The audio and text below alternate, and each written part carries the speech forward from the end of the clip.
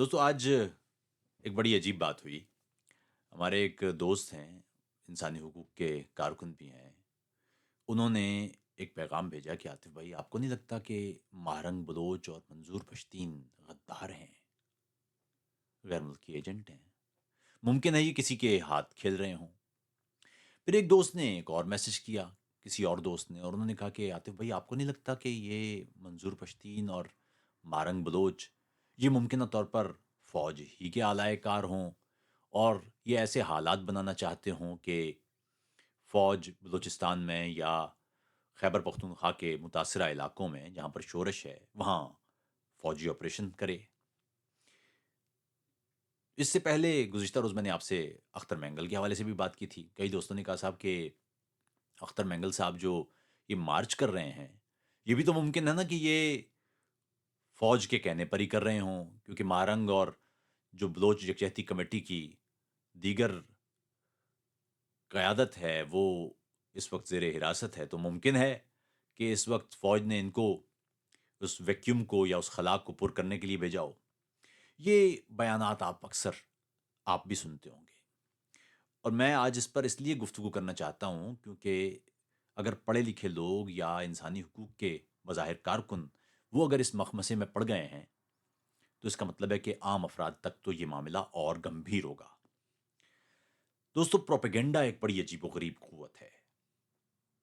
Propaganda के ज़रिए आप पूरे समाज को यकसर तब्दील करके रख सकते हैं। मैं जिस मुल्क में इस वक़्त बैठा हूँ, ये है जर्मनी और प्रोपेगेंडा के हवाले से इस मुल्क की एक अजीबो-गरीब तारीख़ है। ज़ाहिर है, पहली आलमी जंग के बाद यहाँ एक खला था। यहाँ जर्मनी में बहुत से लोग ये समझते थे कि हमारे साथ ज़्यादती हो गई है। बहुत सारी जो टैक्सेस थे, बहुत सारे यूँ समझिए कि सरकार ने अ, लगान लगा रखा था। पहली आलमी जंग की तबाहकारियों में जर्मनी पर सारी की सारी ज़िम्मेदारी डाल दी गई थी और यहाँ एक आम जर्मन शहरी उससे मुतासिर था और सियासी जमातें जर्मनों के हुकूक वो प्रोटेक्ट करने में जर्मनों की नज़र में नाकाम थी। तो ऐसे में जो खला पैदा हुआ, उसे हिटलर ने पुर किया, नाज़ियों ने। और उस खला को पुर किस तरह किया? वो सरासर प्रोपेगेंडा के ज़रिए। यानी जो जी में आया वो कह दिया, जो देखा कि जो सामान बिक सकता है वो बेच दिया। यानी ख्वाब फरोशी। करना कुछ नहीं है, लेकिन कहने में क्या हर्ज है? और अगर कोई पकड़ लेगा झूठ, तो हम साफ कह देंगे कि जी, हम वो तो उसने कहा था, मैंने तो नहीं कहा था या मुझे तो किसी ने कहा था, तो मैंने यानी वो कभी भी ज़िम्मेदारी नहीं लेते थे। उन्होंने करप्शन, मुल्क दुश्मनी, गद्दारी ये जुमले इस्तेमाल किए तमाम मुखालिफिन के खिलाफ। यानी जो शख्स भी इनके इस प्रोपेगेंडा पर तनकीद करता था या इसकी निशानदेही करता था, तो हिटलर की जमात से उसके लिए जो उमूमन जुमले निकलते थे वो ये थे कि ये करप्ट लोग हैं या ये मुल्क दुश्मन अनासिर हैं, गैर मुल्की एजेंट हैं, गद्दार हैं, अपनी कौम के गद्दार हैं और इस अंदाज के। अगर किसी सहाफ़ी ने कुछ लिखने की कोशिश की, तो उसे उन्होंने गैर मुल्की एजेंट और पैसाखोर और करप्ट करार दिया। किसी सियासतदान ने कुछ बोलना चाहा, तो उसके लिए भी यही जुमले। किसी और शख्स ने, एक आम शहरी ने बोलना चाहा, तो उसके लिए भी। फिर प्रोपेगेंडा का आलम ये हो गया कि यहाँ बच्चों तक को सिखाया गया कि वो उन्होंने हिटलर की ताबेदारी करनी है और हिटलर पर कोई सवाल आए, तो उसे आपने रोकना है। हिटलर की उसको कहते थे हिटलर युगन यानी हिटलर की नौजवान नस्ल, हिटलर की यूथ। बाज़ सूरतों में तो उन बच्चों ने अपने घर में अगर किसी ने हिटलर के खिलाफ बात की तो उसकी भी चुगली लगा दी। कई लोग इसलिए भी मारे गए। हिटलर की एक फ़ोर्स हुआ करती थी एसएस के नाम से। उसको वो हिटलर इस्तेमाल करता था अपने तमाम मुखालिफिन के खिलाफ। और होता ये था कि बुनियादी तौर पर जो सारे का सारा स्ट्रक्चर था ये प्रोपेगेंडा पे खड़ा था। सवाल करने की इजाज़त नहीं थी। जो शख्स भी सवाल करता नज़र आए, उसको हर हाल में करप्ट, गैर मुल्की एजेंट, गद्दार इस अंदाज़ के अलक़ाबात से नवाज़ा जाता था। और आप खुद सोचिए कि जर्मनी यहाँ पर पढ़े-लिखे लोगों की तादाद कितनी ज़्यादा थी, लेकिन इसके बावजूद लोग उस प्रोपेगेंडा का शिकार हो गए। क्या आप जानते हैं कि जर्मनी के पिछली सदी के जो सबसे बड़े फ़लसफ़ियों में एक शामिल थे, मार्टिन हाइडेगर, वो तक اس پروپیگنڈا کا شکار ہو گئے تھے. انہوں نے بعد میں اس پر معذرت بھی کی. بعد میں تو خیر وہ اس سے نکل گئے تھے، لیکن انہوں نے کہا کہ وہ ابتدا میں اس چنگل میں وہ بھی پھنس گئے تھے. تو کوئی بعید نہیں کہ ہمارے نوجوان دوست، انسانی حقوق کے کارکن، وہ جب اس انداز کی پروپیگنڈا چیزیں سنتے ہوں گے تو ظاہر ہے وہ پروپیگنڈا میں آتے ہوں گے. اس لیے میں اکثر آپ کو کہتا ہوں کہ جب بھی آپ کسی کے بارے میں بات سنا کریں، انسانی حقوق کا کوئی بھی کارکن ہو، اس کے بارے میں جب آپ بات سنتے ہیں تو اس کو جانچنے کا کرائٹیریا بہت سادہ ہے. سیاسیات میں یہ کرائٹیریا بہت سادہ ہے، اور وہ میں بتاتا ہوں کہ کس طرح. آپ یہ دیکھیے کہ ہم نے یہ جو پی ٹی ایم، پشتون تحفظ موومنٹ، اس نے اپنے جلسے اور احتجاج کرنا شروع کیے تھے، تو آپ نے دیکھا ہوگا کہ ہر طرف بینر لگ گئے تھے، پوسٹر لگ گئے تھے. سوشل میڈیا پر ایک پوری کیمپین چلی تھی کہ منظور پشتین غیر ملکی ایجنٹ ہے، وہ این ڈی ایس جو افغانستان کی تب کی ایک خفیہ سروس تھی اس سے پیسے لیتا ہے، وہ غیر ملکی فورسز سے پیسے لیتا ہے، اس کے فلاں فلاں بینک اکاؤنٹ ہیں. ایک دفعہ تو میں نے یہ تک دیکھا کہ منظور پشتین کسی انٹرویو میں تھے غالباً وائس آف امریکہ کے ساتھ، اور انہوں نے وہ آئی فون کے وہ جو ایئر بڈس ہیں وہ لگا رکھے تھے. تو اس پر بھی لوگوں نے کہا تھا کہ اگر یہ منظور پشتین واقعی انسانی حقوق کی جدوجہد کر رہے ہیں تو ان کے پاس یہ ایئر بڈس کے پیسے کہاں سے آ گئے. جب ان کے جلسے ہوئے تو ہم نے یہ سنا کہ انہوں نے جلسے کیسے کر لیے، یہ بعد میں باہر سے کچھ مدد تو ہوئی ہوگی، ورنہ اتنے بڑے بڑے جلسے تو نہیں ہو سکتے. یہ ہم نے خود جملے سنے. پھر ہم نے یہ بھی دیکھا کہ پی ٹی ایم نے جہاں جلسے کیے وہاں کبھی جلسہ گاہ میں پانی چھوڑ دیا گیا، وہاں پی ٹی ایم کے کارکنوں کو فون کیے گئے، انہیں دھمکایا گیا. یہی حال اس وقت بلوچ یکجہتی کمیٹی کا بھی ہے. تو سوال یہ ہے کہ کیا واقعی منظور پشتین اور مہرنگ بلوچ یا ایون اختر مینگل بھی یہ کیا واقعی غدار ہیں، یہ غیر ملکی ایجنٹ ہیں، یا یہ آئی ایس آئی کے کارندے ہیں؟ یہ کیسے جانچا جائے؟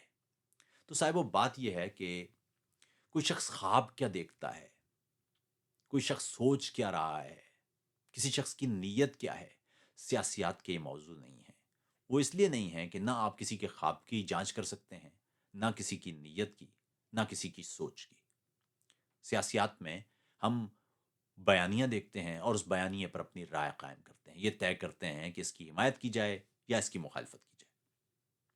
تو پہلی بات یہ کہ یہ جو جملے ہیں نا کہ ماہرنگ بلوچ ملک توڑنا چاہتی ہیں، یہ فلاں ملک سے پیسے لے رہی ہیں، تو یہ وہ بیانیے ہیں جن کو بڑا آپ آسانی سے ریفیوٹ کر سکتے ہیں اگر آپ واقعی سوال کرنا جانتے ہیں. تو مثال کے طور پر اگر بیرون ملک سے کوئی مدد ہو رہی ہے صاحب، تو وہ کسی طریقے سے ہو رہی ہوگی نا، وہ نظر آئے گا، وہ کہیں خرچ ہوگا تو پتہ چلے گا.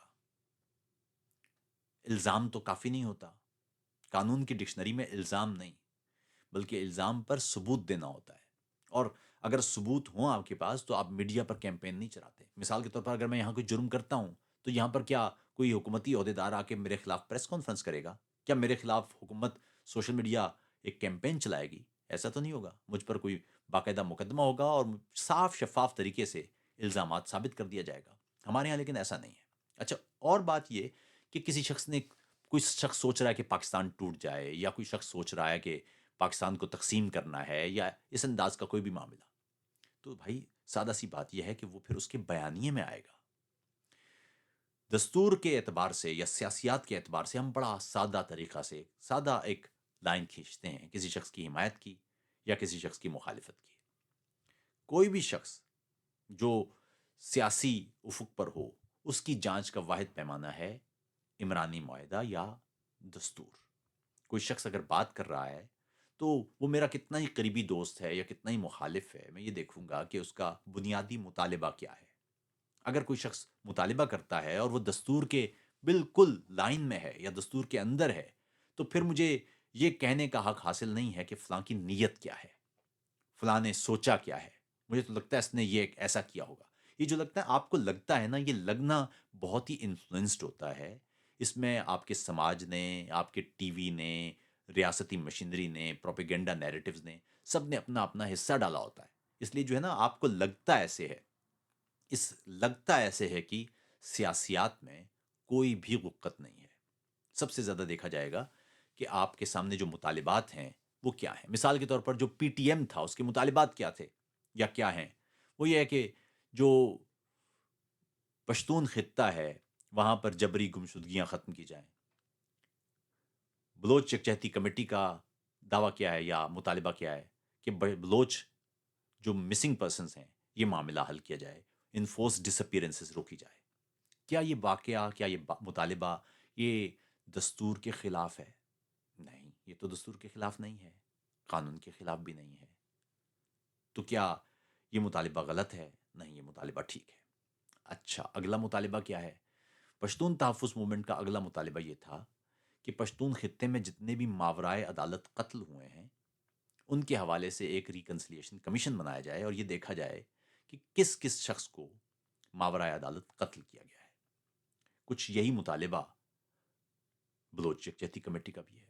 پھر یہ مطالبہ کہ اگر کوئی جو اغوا لوگ ہیں ان پر مقدمہ چلائے، اگر کسی نے جرم کیا ہے تو ان کو قانون کے مطابق سزا دی جائے، انہیں عدالت میں پیش کیا جائے۔ غائب کرنا تو کسی قانون، کسی دستور کے تحت نہیں ہے، کیونکہ یہ دستوری ضمانتوں کی خلاف ورزی ہے۔ یہی مطالبہ پی ٹی ایم کا تھا، یہی مطالبہ بلوچ یکجہتی کمیٹی کا ہے۔ پی ٹی ایم کا ایک مطالبہ یہ تھا کہ جو انوار ہیں ان کو نقیب محسود ان کے قتل کی سزا دی جائے اور اس انداز کے جعلی پولیس مقابلے روکے جائیں۔ کچھ ایسی ہی باتیں آپ کو مارنگ بلوچ کے کیمپ سے نظر آئیں گی۔ پھر یہ تھا کہ پشتون خطے میں جو چیک پوسٹ ہیں ان پر کم از کم خواتین اہلکار تو تعینات کی جائیں جو خواتین کو دیکھیں، یعنی خواتین کی تلاشی آدمی نہ لیں۔ کچھ اسی قسم کا مطالبہ بلوچ یکجہتی کمیٹی کا بھی ہے۔ یہ کہتے ہیں کہ ہمارے جو علاقے ہیں یہاں پر پوسٹ ان کو ہٹا کے باہر کی طرف رکھا جائے۔ اور اس کی وجہ یہ بھی ہے دوستو کہ فوج سے پولیس کا کام آپ نہیں لے سکتے۔ فوج کا کام سرحدی نگرانی ہوتا ہے اور وہ دشمن کے خلاف بنائی گئی ایک فورس ہوتی ہے۔ وہ ایک بروٹل، ایک بڑی لیتھل فورس ہوتی ہے۔ جب آپ اسے اپنی قوم پر استعمال کرتے ہیں تو وہ کبھی بھی اس کا نتیجہ پولیس والا نہیں نکلتا۔ آپ یاد رکھیے گا کہ امریکہ اور برطانیہ جیسی پڑھی لکھی فوجیں وہ جب عراق یا افغانستان گئی ہیں تو ہم نے وہاں انسانی حقوق کی صریحاً خلاف ورزیاں دیکھی ہیں۔ بہت سارے معاملات ایسے آئے ہیں جہاں پر سوالات اٹھے ہیں، جنگی جرائم تک کے الزامات سامنے آئے ہیں۔ کسی بھی جگہ پر اگر آپ سولین علاقوں میں فوج استعمال کریں گے تو نتائج مختلف نہیں ہوں گے۔ پاکستان اس سے پہلے 1971 میں یہ کام بنگلہ دیش میں کر چکا ہے۔ آج تک وہ جو جنگی جرائم، وہ جو جنسی زیادتیوں کے الزامات، یہ سارے آج تک ریکارڈ پر موجود ہیں۔ تو پھر ایسے میں سبق سیکھتے ہوئے اپنے علاقوں میں اپنی فوج کا استعمال تو نہیں ہونا چاہیے تھا۔ پھر یہ مطالبہ کہ بلوچ علاقوں سے جو وسائل کا لین دین ہے اس میں بلوچ عوام کو شامل کیا جائے۔ ہمارے ہاں ایک جملہ آپ سنتے ہیں صاحب کہ یہ تو سردار ہیں ان سے آزادی لے لیں، تو سرداروں سے آزادی کیوں نہیں لیتے؟ سردار سارے کون ہیں؟ یہ سارے سردار وہی ہیں جو ریاست کے آشیرواد والے ہیں۔ ان میں سے کون سے ایسے سردار ہیں جن کو بلوچ عوام نے منتخب کر رکھا ہے؟ بلوچ عوام کیسے آزادی لیں گے ان سے؟ میں نے کل بھی کہا تھا، آپ مزارے سے کہہ رہے ہیں کہ وہ چودھری سے آزادی لے لے اور زمین اس کی۔ چودھری اتنی آسانی سے تو آزادی نہیں دے گا۔ یاد رکھیے گا کہ بھارت میں آزادی کے فوراً بعد، یعنی برطانوی راج کے خاتمے کے بعد، وہاں فوری طور پر زرعی اصلاحات ہوئی تھیں اور وہاں جو راجواڑے تھے ختم کر دیے گئے تھے، جو بڑے بڑے نواب تھے انہیں روک دیا گیا تھا۔ یہی کام پاکستان میں ہونا چاہیے تھا لیکن نہیں ہوا۔ کیوں نہیں ہوا؟ اس لیے کہ ریاست نے یہ سمجھا، اور خاص طور پر جو عسکری اشرافیہ اس نے یہ سمجھا کہ اس انداز سے آپ بہت آسانی سے ملک کو سنبھال سکتے ہیں، کنٹرول کر سکتے ہیں۔ ہمارے ملک میں کبھی بھی دستور کے ذریعے ریاست کو چلانے کی کوشش ہی نہیں کی گئی۔ ہمارے ہاں شروع سے کوشش یہ کی گئی ہے کہ طاقت کے ذریعے، دھونس کے ذریعے، بندوق کے ذریعے ریاست کو چلایا جائے۔ اسی اصول کے تحت سیاسی انجینئرنگ بھی کی جاتی ہے، اسی اصول کے تحت عدالتوں کو بھی نظریہ ضرورت پر مجبور کیا جاتا ہے، اسی اصول کے تحت میڈیا کو بھی یرغمال بنایا جاتا ہے، اسی اصول کے تحت عوام کو بھی۔ اسی طرح اسی اور خاص طور پر جو پشتون خطہ ہے یا بلوچستان ہے، وہاں تو ایک طرح سے نوآبادیات طرز کا ہی نظام رہا ہے۔ پچھلی کئی دہائیوں سے وہاں ایک آپریشن جاری ہے۔ اچھا، اب اگلی بات یہ کہ بھئی یہ آپریشن تو صاحب عاطف صاحب، یہ تو مہارنگ بلوچ تو ابھی آئی ہیں، یہ تو آپریشن تو بہت پرانا چل رہا ہے، تب سے چل رہا ہے جب یہ جبری گمشدگیاں نہیں ہوتی تھیں۔ جبری گمشدگیوں سے بھی پہلے بلوچستان میں ایک آواز ہمیشہ رہی ہے، اور وہ یہ کہ مارچ 1948 میں جو بلوچستان کا ایک حصہ تھا جس نے پاکستان کے ساتھ الحاق نہیں کیا تھا، اس کو فوج کشی کے ذریعے پاکستان کا حصہ بنایا گیا تھا۔ یعنی بلوچستان کے کچھ نوابوں نے اس وقت پاکستان کے ساتھ الحاق کیا تھا، لیکن جو نواب آف قلات ہیں انہوں نے پاکستان کے ساتھ الحاق نہیں کیا تھا۔ اور اس معاہدے میں جو پاکستان کے ساتھ ہونا تھا، کیونکہ وہ اپنی آزاد حیثیت برقرار رکھنا چاہتے تھے اور کچھ بنیادی طرز کی چیزیں وہ ریاست پاکستان کو دینا چاہتے تھے، بالکل ویسا ہی جیسا قرارداد لاہور میں لکھا گیا تھا، لیکن وہ جو مذاکرات ہیں وہ کامیاب نہ ہو پائے، اور پھر پاکستان نے لشکر کشی کے ذریعے اس بلوچستان کے پورے خطے کو اپنا حصہ بنا لیا، اور تب سے ہی یہ جو ایک انسرجنسی ہے یہ چل رہی تھی۔ اصولی طور پر تو ہونا یہ چاہیے تھا کہ قرارداد لاہور کے ذریعے اس کا حل نکالا جاتا، گفتگو کی جاتی، اس علاقے کے لوگوں کے ساتھ بیٹھا جاتا، ان کو زیادہ سے زیادہ علاقائی خود مختاری دی جاتی، دستور پاکستان کے تحت ان کو زیادہ سے زیادہ شہری ضمانتیں دی جاتی، لیکن اس کے بجائے وہاں پر آپریشن شروع کر دیا گیا، اور ظاہر ہے جب آپریشن شروع کیا گیا تو وہاں پر انسرجنسی اور بڑھتی چلی گئی۔ جب آپ پھر بتا دوں کہ ایک ایسی فورس جو آپ دشمن کے لیے بناتے ہیں، اسے اگر آپ اپنی قوم پر استعمال کریں گے تو ظاہر ہے اپنی قوم کو دشمن بنانے والی بات ہوگی۔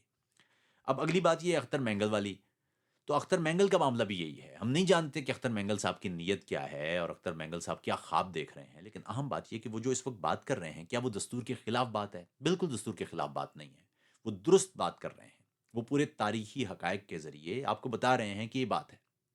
اب وہ کس کی آشیرواد سے کر رہے ہیں، کس کے اعلی کار ہیں، یہ اہم نہیں ہے، اہم یہ ہے کہ جب کوئی شخص بات کر رہا ہو تو آپ کو دیکھنا پڑے گا کہ وہ دستور کے تحت بات کر رہا ہے یا دستور کے تحت بات نہیں کر رہا ہے۔ اگر وہ دستور کے تحت بات کر رہا ہے تو آپ پر لازم ہے کہ آپ اس دستور کی حفاظت کے لیے یا دستور کے دفاع کے لیے ایسے مطالبات کی حمایت کریں۔ اگر آپ کو لگتا ہے کہیں کہ کوئی شخص ہے وہ دستور کے مطالبات نہیں کر رہا ہے تو آپ اس کی حمایت نہیں کر سکتے۔ میں ذاتی طور پر اس سے پہلے بھی بات کر چکا ہوں، دیکھیے مثال کے طور پر طالبان ہیں، طالبان کہتے ہیں جی کہ پاکستان میں شریعت نافذ ہونا چاہیے، تو وہ تو جماعت اسلامی بھی کہتی ہے، وہ تو مولانا فضل الرحمان بھی کہتے ہیں۔ فرق لیکن یہ ہے کہ جماعت اسلامی یا مولانا فضل الرحمان یا دیگر اس طرح کے مذہبی سیکٹرز وہ پاکستان کے کانسٹیٹیوشن کے اندر رہتے ہوئے یہ مطالبہ کر رہے ہیں، وہ آسانی سے اس الیکشن میں آئیں، پارلیمان میں جائیں، قانون سازی کریں اور جو کرنا ہے وہ کر لیں اگر ان کو عوام کی بڑی اکثریت ملتی ہے تو۔ لیکن طالبان یہ نہیں کہہ رہے، ان کے ہاتھ میں بندوق ہے اور وہ بندوق کے زور پہ کہہ رہے ہیں کہ ہم پاکستان میں اپنا نظام جو ہمیں درست لگتا ہے وہ ہم نافذ کریں گے، یعنی 250 ملین یعنی 25 کروڑ انسانوں پر ہم اپنی مرضی کا نظام نافذ کر دیں گے، اور ہم اس لیے نافذ کر دیں گے کیونکہ ہمارے ہاتھ میں بندوق ہے۔ تو ظاہر ہے یہ دستور کے بھی خلاف ہے، یہ انسانیت کی بھی خلاف ہے، یہ عالمی قوانین کے بھی خلاف ہے، اس کے خلاف مزاحمت ہونا چاہیے۔ بی ایل اے کا بھی معاملہ یہی ہے، بی ایل اے سمجھتی ہے کہ بلوچستان پر زیادتی ہو رہی ہے تو ہمیں بندوق اٹھانے کا حق ہے۔ اب بندوق اٹھانے کا اگر آپ کو حق ہے تو ظاہر ہے دستور پاکستان کے آپ مخالف ہو جائیں گے، کیونکہ دستور پاکستان آپ کو بندوق اٹھانے کا حق تو نہیں دیتا، اور میں ذاتی طور پر چونکہ کسی بھی طرح کی مسلح کارروائیوں کو درست نہیں سمجھتا، میں سمجھتا ہوں کہ پرامن جدوجہد ہونا چاہیے، تو ظاہر ہے میں اپنا اختلاف درج کروں گا۔ کئی لوگ ہیں جو مسلح کارروائیوں کو درست سمجھتے ہوں گے، لیکن میں ذاتی طور پر آپ نے کبھی نہیں دیکھا ہوگا کہ میں کسی بھی مسلح کارروائی کو درست سمجھتا ہوں، اس لیے کہ میں سمجھتا ہوں کہ ایک پرامن طریقے سے اگر تمام کی تمام آرگنائزیشنز وہ جڑیں، اپنے دستوری مطالبات منوانے کے لیے دیگر اقوام کو ساتھ شامل کریں، سول سوسائٹی کو ساتھ شامل کریں، عالمی برادری ان کے ساتھ پرامن ہونے کی وجہ سے ہو جائے گی، اور اس طرح سے ان کو فائدہ ہوگا۔ بی ایل اے کا معاملہ یہ ہے کہ ان کو اب امریکہ نے بھی، یورپی یونین نے بھی، روس نے بھی، چین نے بھی، ایران نے بھی، پاکستان نے بھی ان کو کالعدم قرار دیا ہوا ہے۔ اب ایسے میں کوئی ملک اگر ان کی مدد کرنے کی کوشش کرے گا تو ظاہر ہے وہ اس لسٹ کو کراس کرنے کی کوشش کرے گا، یعنی ایک دہشت گرد گروہ کی مدد کر رہا ہے۔ ایسی صورت میں اگر کوئی آ، مسلح جدوجہد کرتا ہے تو ظاہر ہے اس کی کامیابی کے چانسز نہ ہونے کے برابر ہوں گے۔ اور پھر مزید یہ بھی کہ خود سول سوسائٹی دور ہو جائے گی، اگر پڑھے لکھے لوگ بلوچستان کے حوالے سے اگر اس شش و پنج میں مبتلا ہیں پاکستان کے دیگر علاقوں کے، کہ وہاں تو بھارت یا دیگر ملک انوالو ہو گئے ہیں، تو اس کا مطلب یہ نا کہ کوئی گڑبڑ ہو رہی ہے، اس کا مطلب ہے کہ وہاں جو جائز حقوق کی تحریکیں ہیں وہ متاثر ہو رہی ہیں، اس سے ایک عام بلوچ متاثر ہو رہا ہے اس سے۔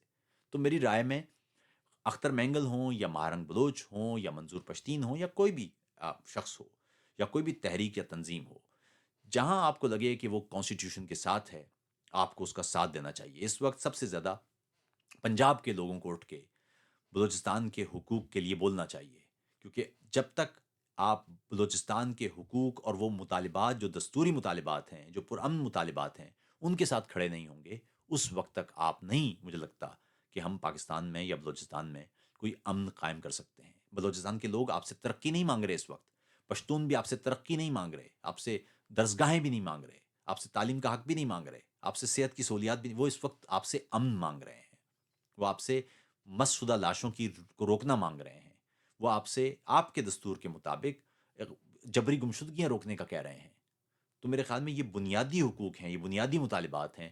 اس پر آپ اگر کہہ لگائیں اور سوشل میڈیا پر مارنگ کی تصویروں کے ساتھ آپ خون چوسنے والی ڈائن اور اس انداز کے جملے لکھیں، تو یہ میرے خیال میں بڑی زیادتی کی بات ہے، اور یہ وہ پروپیگنڈا ہے جس سے ہمیں نمٹنا چاہیے، کیونکہ اگر آج آپ بلوچستان کے پرامن مطالبات کے ساتھ کھڑے نہیں ہوتے تو اس کا مطلب یہ ہے کہ آپ خود پرامن آوازوں کو روک رہے ہیں۔ پھر یہ سوال کہ صاحب یہ مہارنگ بلوچ اور دیگر تو یہ تو بی ایل اے کے اعلی کار بنے ہوئے ہیں، صاحب وہ یاد رکھیے گا، آپ اگر اس وقت بلوچستان میں ہوں تو آپ کے مطالبات کیا ہوں گے؟ وہی مطالبات ہوں گے جو مہارنگ بلوچ یا بلوچ یکجہتی کمیٹی کے ہیں۔ مسعودہ لاشوں کا معاملہ ہو یا مسنگ پرسنز کا معاملہ ہو یا لوکل جو وسائل ہیں ان کی ان کے استحصال کا معاملہ ہو، آپ وہی باتیں کریں گے جو مہارنگ بلوچ کر رہی ہیں۔ پھر آپ جو بھی شخصی بات کرے گا اس کو بی ایل اے کے ساتھ جوڑنا، یہ تو اپنے اندر ایک خوفناک بات ہے۔ پھر یہ جملہ کہ پھر اگر ایسا ہے تو عاطف صاحب وہ مہارنگ بلوچ وہ ام، وہ مذمت کیوں نہیں کرتی ہیں بی ایل اے کے عملوں کی اور پنجابی مزدوروں کی؟ صاحب بات یہ کہ پنجابی مزدوروں کی کا یا کسی بھی مظلوم یا کسی بھی غیر مسلح شخص کا قتل، تو آپ نکلیں نہ باہر، آپ بلوچستان کے لوگوں کو یا پشتونوں کو یہ کہنے کا اس وقت ان کی حالت دیکھیے۔ اگر کسی شخص کے گھر سے کوئی بندہ مسنگ ہے اور آپ اس سے کہتے ہیں کہ آپ کے ساتھ میں تب کھڑا ہوں گا کہ آپ اس کے ساتھ اس مذمت میں شامل ہوں، اس وقت اس کے غصے، پاکستان سے دوری، اس پورے نظام سے نفرت، اس کا عالم دیکھیے۔ ایسے میں اس سے مطالبات کرنے کی بجائے بہتر ہوگا کہ اس معاملے کو حل کریں۔ آپ یاد ہوگا کہ پی ٹی ایم کے جلسے ہوتے تھے تو وہاں پر کسی نہ کسی عمران خان کے دور میں کسی نہ کسی بندے کو بھیجا جاتا کہ پاکستان کا جھنڈا لے کے جائیں۔ اعتراض یہ تھا جی کہ دیکھیں نا، ان کے جھنڈوں میں، ان کے جلسوں میں پاکستان کا جھنڈا نہیں ہوتا، وہاں پر لوگ سفید پرچم اور سیاہ پرچم لے کے آیا کرتے تھے، ماتم کا اشارہ دینے، امن کا اشارہ دینے، امن کی دعا مانگنے، امن کا مطالبہ کرنے، اور ان کو کہا جاتا تھا کہ دیکھا آپ پاکستان کا جھنڈا نہیں لہراتے۔ انہوں نے پاکستان کا جھنڈا لہرانا شروع کر دیا، تو پھر وہ یہ تھا کہ یہ دیکھیں نا اب ان کے پاس پیسے کہاں سے آ رہے ہیں۔ تو معاملہ یہ کہ یہاں مسئلہ مذمت کا نہیں ہے۔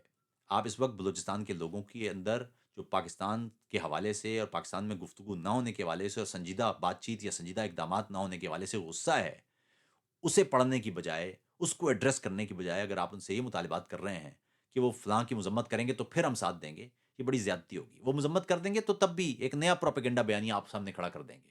وہ نا پنجابی میں کہتے ہیں ہلدی کیوں ہے، آٹا گوندے ہلدی کیوں ہے، وہ آٹا گنتے ہوئے اس پر بھی اب معاملہ بن جائے گا۔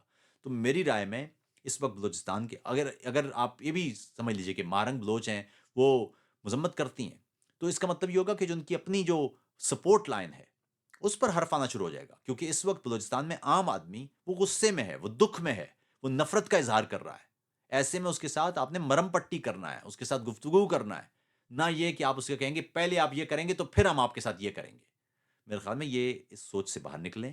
اس وقت ضروری ہے کہ خاص طور پر جو پولیٹیکل لیڈرشپ ہے وہ سنجیدگی کے ساتھ بات کرے۔ کتنے افسوس کی بات ہے، کتنے عام واقعات ہو رہے ہیں، بڑے پرتشدد واقعات ہو رہے ہیں، ایک تحریک بھی ساتھ ساتھ پیرلل چل رہی ہے، کتنے عرصے سے چل رہی ہے۔ آپ اس تحریک کو روکنے کی کوشش کرتے ہیں۔ کل آپ نے دیکھا ہے کہ اختر مینگل کا جو جلسہ تھا، جو مارچ تھا، وہاں خود کچھ دھماکہ ہو گیا۔ اگر وہ یہ سارے غیر ملکی کروا رہے ہیں دھماکے، تو پھر دھماکہ یہ کیسے ہو گیا؟ کیا یہ خود ہی انہوں نے کروا دیا ہے؟ تو آپ خود سوچیں کہ کیا حالات چل رہے ہیں، آپ خود دیکھیں کہ آپ کس طرف کھڑے ہیں، اور پروپیگنڈا بیانیوں نے آپ کو کہاں سے کہاں پہنچا دیا ہے۔ تو پروپیگنڈا سے بچنے کا آسان طریقہ دوستو یہ ہوتا ہے کہ ایک، آپ سوال کریں، دوسرا آپ کانسٹیٹیوشن کے ساتھ کھڑے ہوں۔ کانسٹیٹیوشن کے ساتھ کھڑے ہوں گے تو آپ کے لیے بہت ساری چیزیں بہت آسان ہو جائیں گی سمجھنا۔ تو اپنا خیال رکھیے گا اور سوال کیجیے۔ سوال کرنے سے میرے خیال میں معاملات حل ہوتے ہیں۔ اگر یہ دوست بھی سوال نہ کرتے تو مجھے موقع نہ ملتا کہ اتنی آسانی سے آپ سے بات ہو سکتی۔ اپنا خیال رکھیے گا۔